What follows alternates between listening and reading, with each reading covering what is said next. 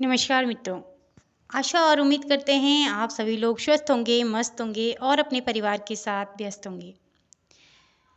आप सभी को मेरी कहानियाँ कैसे लग रही हैं? आशा करते हैं आप सभी को मेरी कहानी काफ़ी प्रेरणादायक और मोटिवेट करने वाली लग रही होंगी और काफ़ी आपको इनसे सीखने को बहुत कुछ मिल रहा होगा।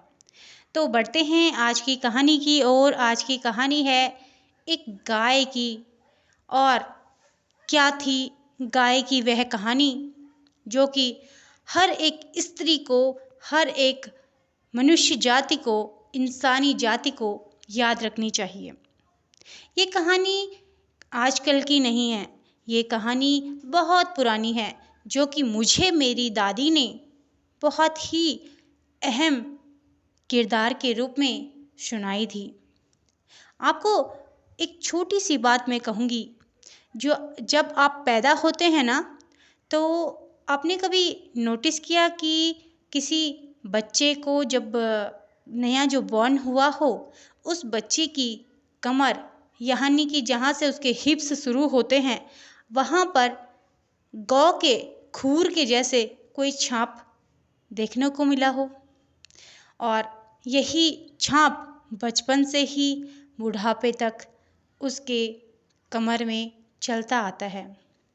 कभी हो सकता है कोई व्यक्ति मोटा हो जाए अचानक से, या उसकी ग्रोथ हो तो वो हल्का सा कम हो जाता है, परंतु ये गौ का खूर जो होता है ये मिटता नहीं।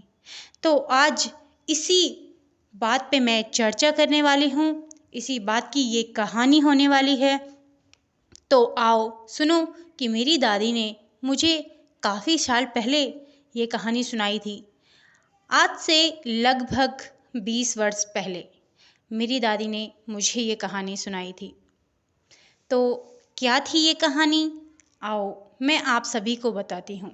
एक घर में एक स्त्री होती है जो कि प्रेग्नेंट होती है। वहीं उसकी गौशाला में एक गाय भी प्रेग्नेंट होती है। वह स्त्री घर पे अकेले होती है। उसका पति किसी कारणवश घर से बहुत दूर होता है। अब स्त्री गर्भवती होती है तो शुरुआत स्त्री से ही होती है। स्त्री जो कुछ खाती वह जैसा उसका मन करता गाय को भी वह वही सब खिलाती। एक महीने पहले स्त्री का बच्चा होने वाला था और एक महीने बाद गाय का बच्चा होने वाला था। डिलीवरी लगभग एक महीने रुक कर गाय की होने वाली थी। उससे पहले स्त्री की डिलीवरी होती।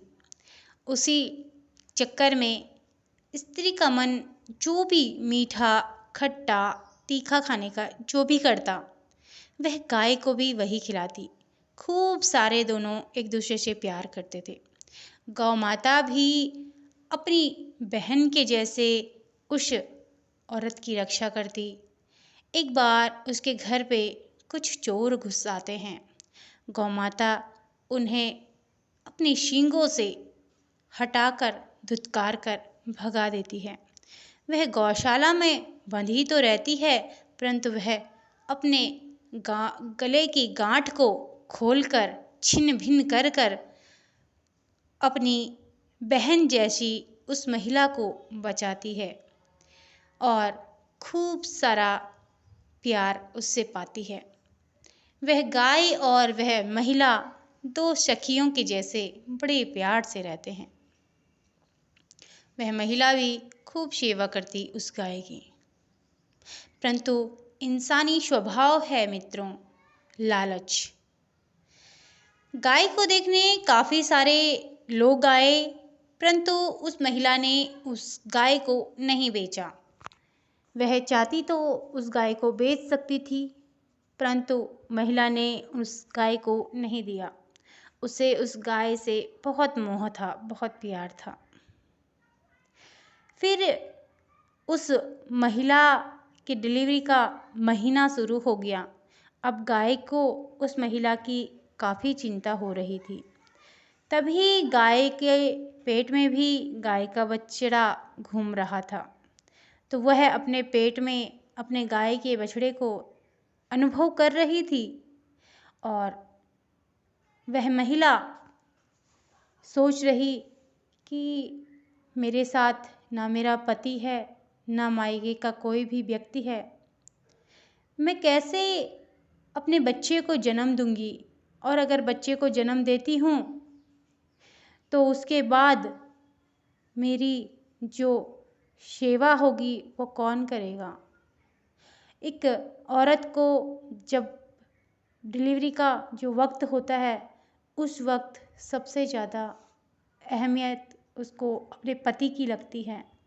सबसे ज़्यादा ज़रूरत उसे उसके अपने साथ की होती है, और उस वक्त उसके पति ही उसके साथ नहीं होते तो बहुत बुरा लगता है, बहुत तकलीफ़ होती है।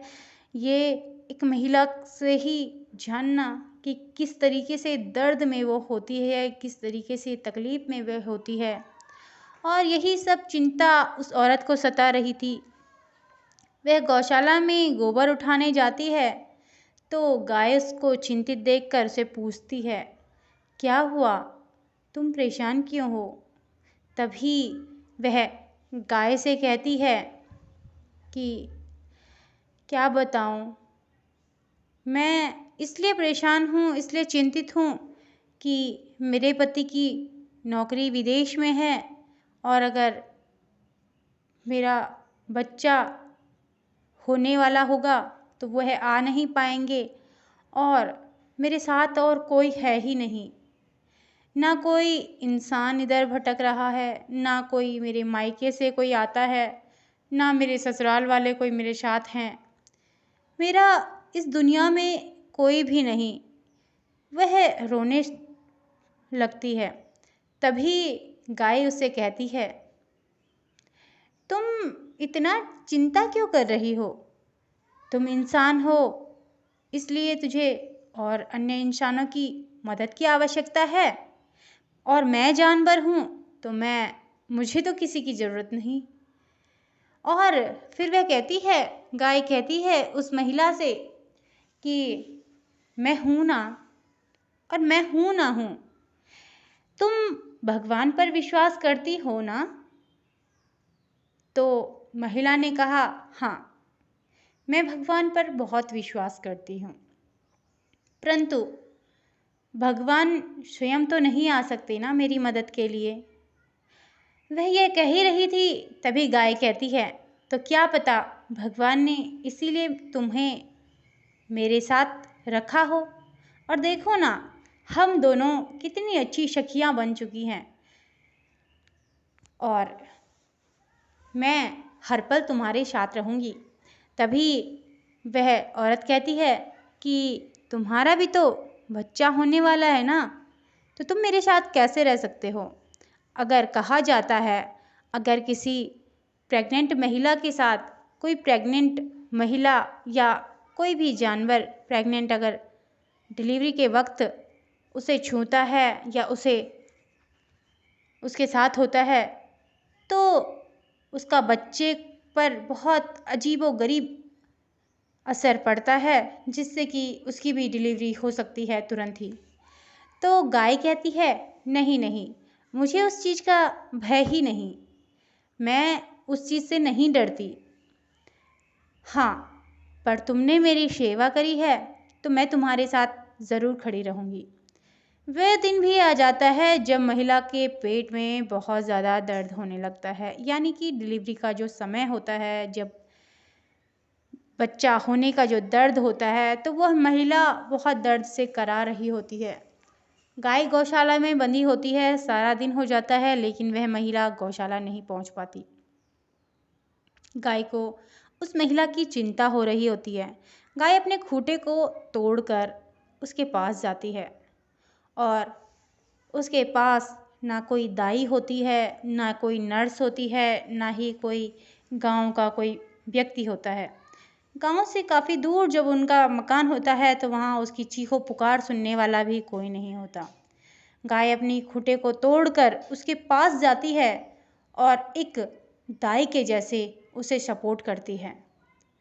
और खूब सारा पानी उसके ऊपर डालती है ताकि जो गंदगी है वह बह जाए और उसे अपने घुटनों से और अपने पंजे से उसकी पीठ को दबाती है ताकि ये बच्चे को अंदर से पुश कर पाए और बच्चा बाहर आ जाए सुरक्षित।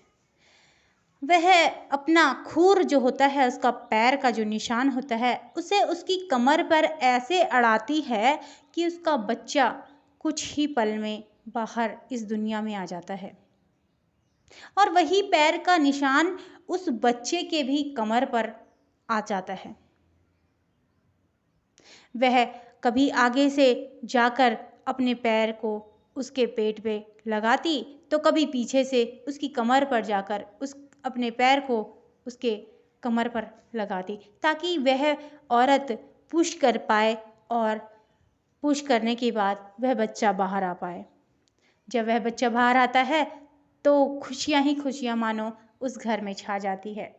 वह महिला उसका बहुत धन्यवाद करती है और कहती है कि अगर तुझे मेरी ज़रूरत पड़ेगी तो मैं भी तेरे साथ खड़ी रहूँगी।